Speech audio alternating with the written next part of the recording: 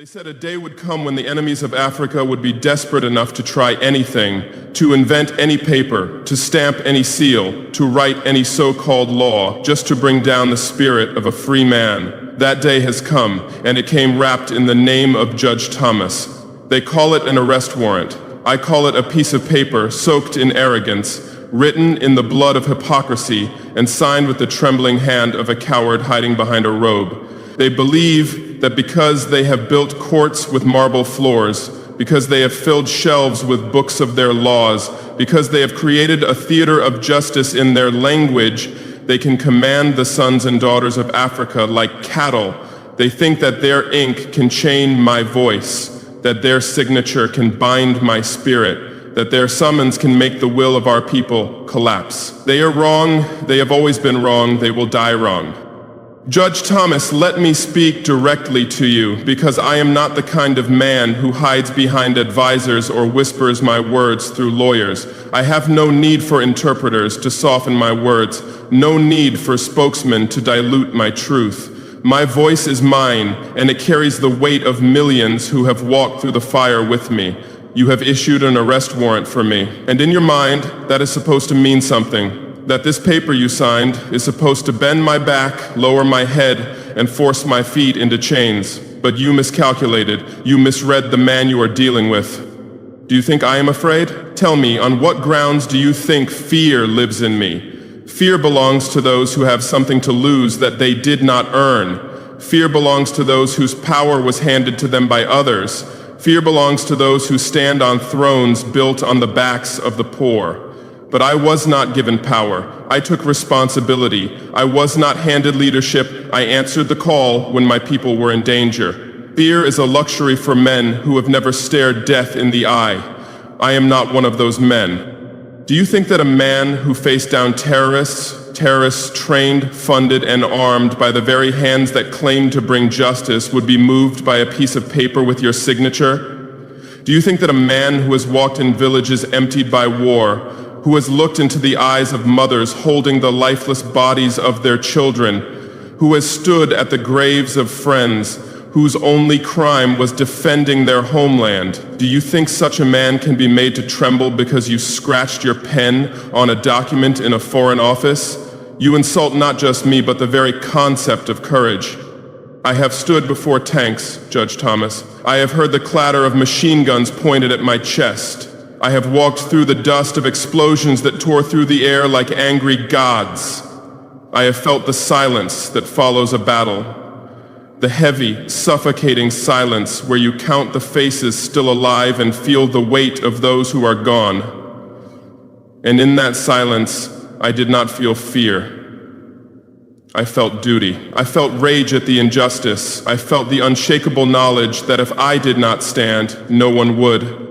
No, Judge Thomas, I am not the product of your system. Your system is one of suits and boardrooms, of whispers in corridors, of backroom deals made over wine and cigars. Your system breeds men who have never carried water from a river, who have never planted a seed in dry soil, who have never had to choose between eating and giving their child a meal. I am not that man. I am forged in the dust and sweat of this land. My education was the hunger of my people. My diploma was the liberation of my country. My credentials are the scars on my hands and the resolve in my heart.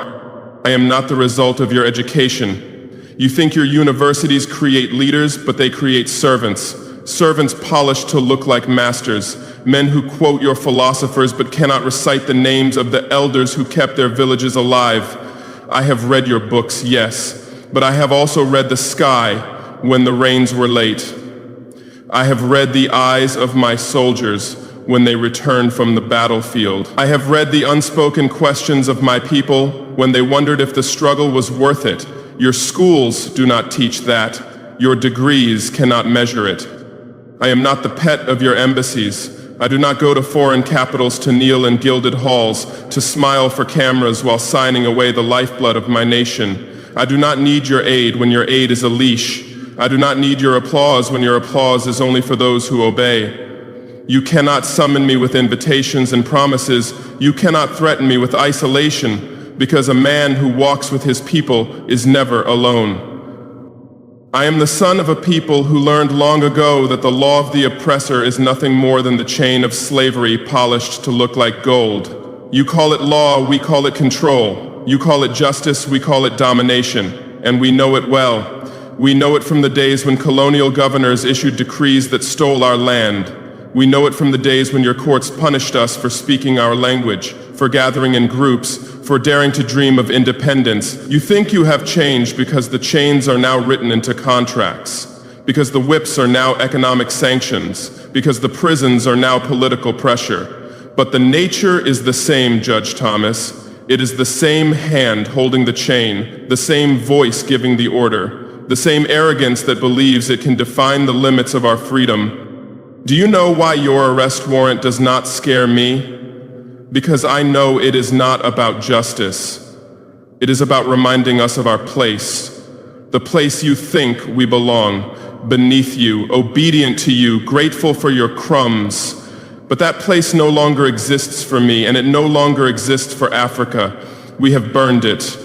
We have torn it from the map of our destiny, and if you try to rebuild it with your courts, your laws, your threats, we will burn it again. You believe that because you have the power to imprison bodies, you have the power to imprison minds. But you cannot cage a mind that has tasted freedom. You cannot shackle a people who have seen the true face of their oppressor. I have seen it, Judge Thomas, and I will never unsee it. My people have seen it, and they will never again walk willingly into the hands that hold their chains. So yes, you can issue your warrant, you can broadcast it to the world, you can wave it like a trophy among your allies, but to me, it is nothing but another link in the long chain of colonial arrogance, and I was born to break chains.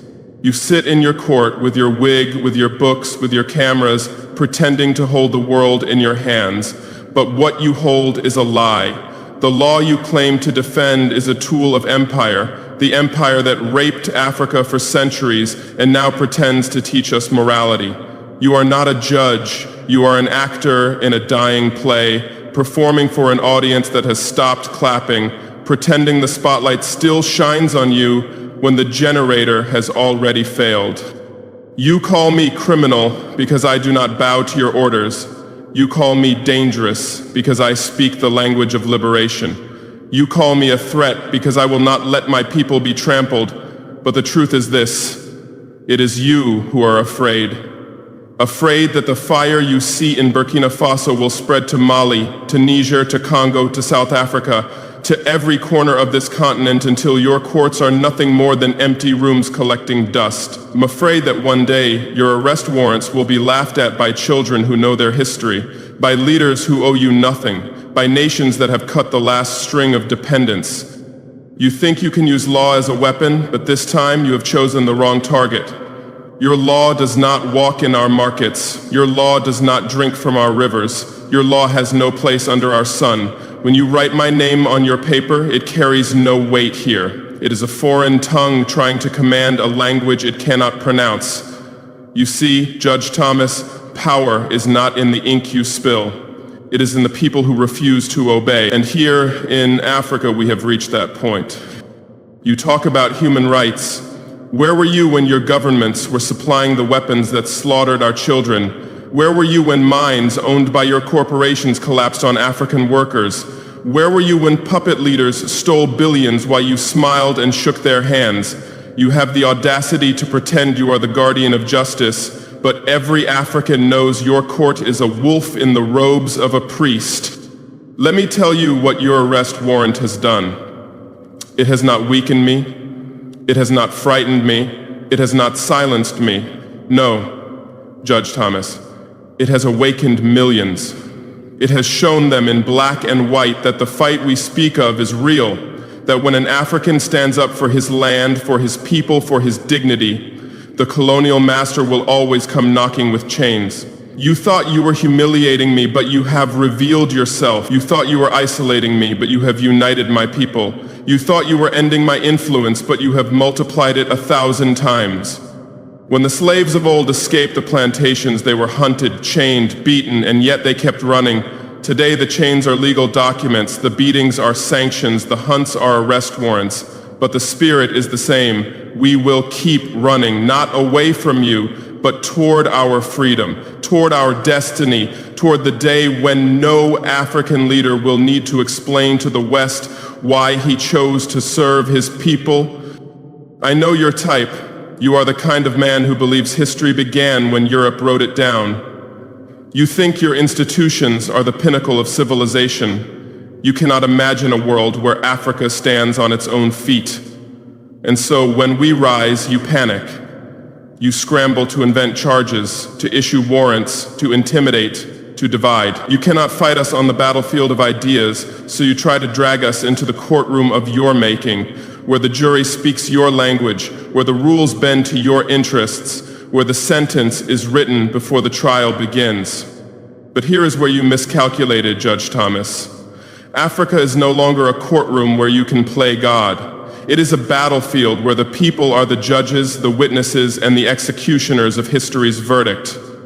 And their verdict on you is clear. You are guilty. Guilty of arrogance, guilty of hypocrisy, guilty of trying to enslave a continent that has already broken its chains.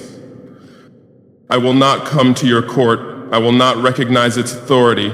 I will not dignify its hypocrisy by standing in your dock. If you want me, come and get me. Come to the streets of Ouagadougou. Come to the villages where the soil has been fed with the blood of martyrs. Come to the markets where women sell the food their hands have grown. Come to the schools where children shout my name, not because I am perfect, but because I am theirs. Come, Judge Thomas, and see if your paper can protect you from the will of a people who have had enough. You can send your threats. You can send your envoys, you can send your soldiers. We will bury them all in the same ground where we buried the idea that Africa belongs to anyone but Africans. You may control your court, but you do not control our hearts. You may write your laws, but you do not write our destiny. Judge Thomas, your arrest warrant is not a weapon. It is a confession. It is proof that your system is scared, that it is losing, that it cannot stop the tide. You thought you were summoning me, but in truth, you have summoned Africa. And we are here. We are awake, and we will never bow again. So keep your paper, keep your court, keep your titles and your robes. They are relics of a dying order, the last ornaments of a system that has no life left in it. We have no use for them here. We have no use for laws that were never written with our names in mind, for judgments that were carved in stone long before we even spoke a word in your language. You hold these things like they are treasures, but to us they are nothing more than shackles polished until they shine, a golden cage built to make the prisoner forget he is imprisoned. Justice does not wear wigs. The wigs you wear in your courts are symbols of an age when men like you believed they could own the world. They are the costume of empire, the disguise of colonial rule. You wear them like crowns, believing they grant you wisdom, but they only reveal your foolishness. In Africa, justice has no need to dress itself up in the hair of dead animals. Justice here walks barefoot, feels the soil beneath its feet, looks its people in the eyes, and speaks the truth without hiding behind costume or tradition stolen from another time. Our justice is in the hands of the farmer who refuses to sell his land to a foreign company. That farmer is not educated in your universities. He has no degrees hanging on his walls. He cannot quote your philosophers or your legal scholars, but he knows something far more powerful. He knows that the land is life. He knows that to sell it is to sell the breath of his children, the future of his community, the soul of his ancestors. You cannot bribe that kind of knowledge. You cannot intimidate it with threats. You cannot drown it in legal jargon. That farmer standing in his field with a hoe in his hand is a greater defender of justice than all your courts combined. He will not bend. And when you come for him with contracts and promises of wealth, he will send you away with the same answer his fathers gave before him. This land is not mine to sell. It belongs to those who will come after me. Our justice is in the fists of the young man who refuses to join the army of an oppressor. That young man is not a soldier by training, but he is a warrior by spirit. He knows that to wear the uniform you offer is to carry the flag of his own subjugation. He knows that your wars are not his wars, that your enemies are not his enemies, that your victories will never be his victories. And so, when you try to conscript him, to lure him with pay, to promise him a seat at the table, he will look you in the eye and say, I will fight, but not for you. I will fight for my people, I will fight for my land, I will fight for the right to wake up tomorrow free. That defiance is justice, Judge Thomas, and no courtroom on earth can prosecute it. Our justice is in the voice of the mother who tells her child that he was born free and will die free. She does not read this from a law book. She does not need a constitution to validate her words. She carries this truth in her heart, in her bones, in the stories her grandmother told her under the moonlight. This mother has seen the world try to cage her people. She has seen soldiers march through her village. She has seen the hunger of famine and the cold eyes of men who came to take what was not theirs. But through it all, she has kept that one truth alive, that her child belongs to no master, to no court, to no empire. When she says you are free, she is writing a law greater than any you have ever passed, one written in the soul, one enforced not by police but by the unbreakable will of a people. That is the justice you cannot touch, Judge Thomas.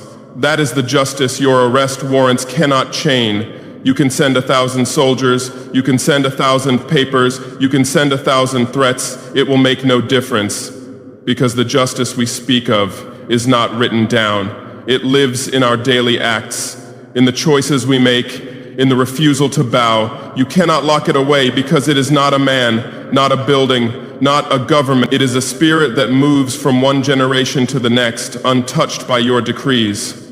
This justice will outlive your court, your empire, and your name. Long after your court has been reduced to ruins, long after your empire has been reduced to a chapter in history books, long after your name has been forgotten except as a cautionary tale, this justice will still be here. It will be in the calloused hands of the farmers who plant seeds in the same soil their ancestors defended.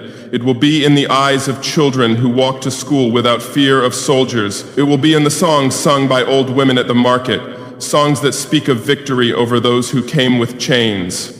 And let me tell you something, Judge Thomas. The more you try to destroy this justice, the stronger it becomes. Every time you arrest a leader, another rises. Every time you silence a voice, 100 more begin to speak. Every time you burn a village, the survivors rebuild it with stronger walls. You cannot kill what you cannot see, and you cannot see the roots of this justice because they run too deep. They run through the blood of our martyrs, through the sweat of our workers, through the dreams of our youth. Your justice is fragile, Judge Thomas, because it depends on obedience. Ours is indestructible because it depends on defiance. Yours requires the fear of punishment. Ours requires only the memory of oppression. Yours is guarded by police, ours is guarded by the people themselves. You can lose yours with the stroke of a pen. Ours can only be lost if we forget who we are, and that will never happen again. So keep your paper, keep your court, keep your titles and your robes. We will keep our land, our dignity, and our freedom. And when the day comes that your court collapses under the weight of its own lies, do not expect us to mourn. We will not send flowers to your funeral. We will not write tributes to your memory. We will dance in the streets, not because we celebrate the fall of a man, but because we celebrate the triumph of a truth you could never understand. And in that celebration, there will be no mention of Judge Thomas. There will be no mention of your arrest warrant. You will be a footnote, a forgotten chapter in the story of a people who refused to kneel. The only names remembered will be those of the farmers, the young men, the mothers, the ordinary Africans who stood taller than your court, who spoke louder than your gavel, who carried justice not in their pockets, but in their souls. This is why you will fail, not because I am strong, but because my people are stronger than your entire system. Not because I am fearless, but because fear has no place left to live in Africa. Not because I am a leader, but because I am one among millions who have woken up to the truth that we owe you nothing, not our obedience, not our respect, not even our attention. You are an echo of a past we have already buried, and we will not dig it up for your amusement. So keep your paper, Judge Thomas. Frame it, hang it in your office, show it to your friends. But remember that while you sit there admiring your signature, Africa is moving, Africa is building, Africa is rising, and one day soon, when you look out your window and realize the world has changed without you, you will understand what I am telling you now. Your court is not the center of the world, and your law is not the measure of justice. Our justice is not yours to give, and it is not yours to take. It is ours. It has always been ours, and it will be ours forever. Judge Thomas, and to the shadowed hands that guide your pen, let me end this with clarity so there is no room for misunderstanding. You may have thought this was about me. It is not. You may have believed that by targeting me you are striking at the heart of this movement. You are not. You are not fighting a man. You are confronting a tide. And tides do not negotiate with rocks in their path. They break them, they erode them, they swallow them whole. You sit in your chambers believing you're the architect of order, but you are only an instrument, a mouthpiece for powers too cowardly to show their own faces. You sign their papers, you echo their decrees, you dress their ambitions in the language of law and justice. But make no mistake, you are the robe, not the ruler. Without their whispers in your ear, you are nothing more than a man in a costume holding a hammer and pretending it is a sword. To your handlers, those in the embassies, the boardrooms, and the intelligence offices, understand this. Africa is not yours to manage. We are not your laboratory, your extraction site, your military playground. You think you can manipulate events here like pieces on a chessboard, removing leaders who disobey and installing puppets who will sign away our future. You think you can disguise your exploitation behind your NGOs, your development projects, your court rulings, but we see you. Every African who has watched their resources vanish while foreign companies grow fat sees you. Every community displaced by your mining projects sees you. Every child who drinks from a poisoned river sees you, and we will not forgive. You believe history is on your side. You cling to the illusion that the structures you built will last forever. But history is not written in marble courtrooms. It is written in the blood and sweat of people who refuse to surrender. And history has already turned against you. You should know that every move you make now only fuels the fire you claim to fear. Your warrant has become a banner of resistance. Your threats have become our rallying cries. Your name, Judge Thomas, is now synonymous with the arrogance of those who think they can police the free. Your handlers should know that their strategy has failed. They have not weakened Africa. They have exposed themselves. So here is my final word to you and those you serve. We are not coming to your court, but your court will one day come to ours. And when it does, you will find no wigs, no robes, no empty rituals. Only the plain, unvarnished truth of your crimes, and the judgment of a people who have risen beyond your reach.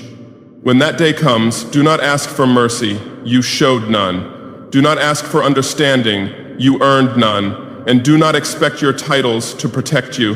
They will be stripped away, and you will stand naked before the verdict of history. And history, Judge Thomas has already decided, you have lost. You have started something you cannot finish, Judge Thomas, and in the pages of history, when they write of this moment, they will not remember your warrant. They will not remember your court. They will remember that an African stood up, looked the empire in the eye, and said, "No more." And from that day, the world was never the same.